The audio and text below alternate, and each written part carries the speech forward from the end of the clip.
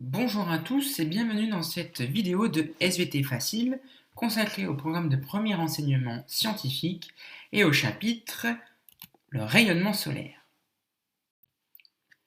Ici, vous avez une photographie d'un parc éolien au sein d'une végétation et on peut donc se demander comment l'énergie solaire qui nous parvient sur Terre est-elle produite.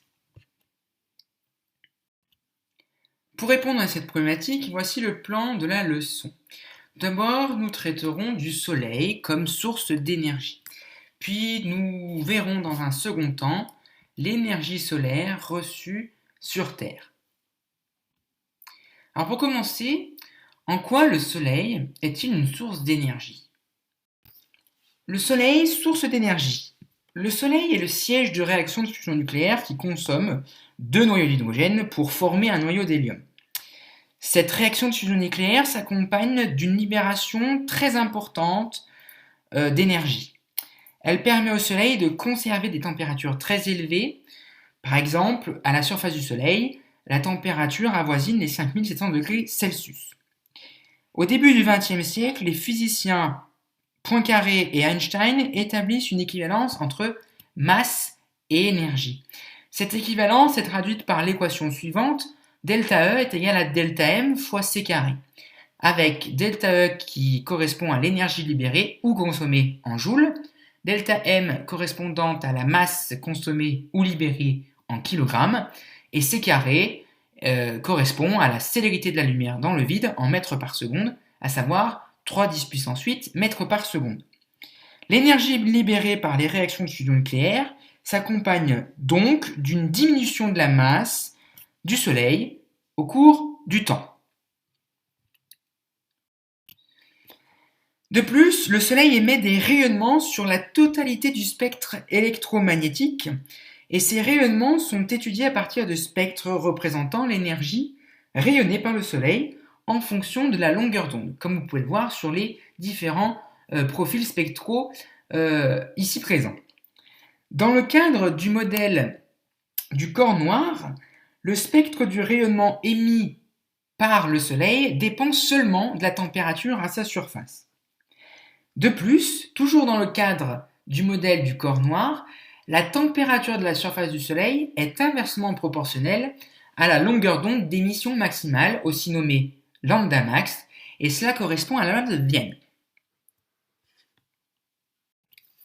Alors, maintenant qu'on a vu que le Soleil était une source d'énergie, comment expliquer l'alternance des saisons sur Terre? L'énergie solaire reçue sur Terre. Pour une surface plane perpendiculaire aux rayons du Soleil, la puissance solaire reçue est proportionnelle à l'aire de la surface. Ainsi, on parle de constante solaire. La constante solaire, elle s'exprime en watts par mètre carré, et par exemple, à la surface de l'atmosphère, cette constante solaire équivaut à 342 watts par mètre carré. Ensuite, la puissance reçue du Soleil dépend de l'angle entre la normale à la surface et la direction du Soleil. Enfin, la puissance reçue du Soleil par unité de surface est dépendante du moment de la journée, du jour et de l'année, c'est ce qui fait les saisons, comme vous avez le schéma qui explique le mécanisme des saisons sur Terre. Et puis aussi, elle dépend encore de l'emplacement sur Terre, donc les variations latitudinales. Pour finir, voici les mots à retenir de cette leçon. Équivalence masse-énergie. La libération d'énergie lors d'une réaction nucléaire s'accompagne toujours d'une diminution de la masse de la source d'énergie. Le modèle du corps noir, c'est un modèle théorique qui considère que le spectre d'émission d'un corps ne dépend seulement de sa température de surface.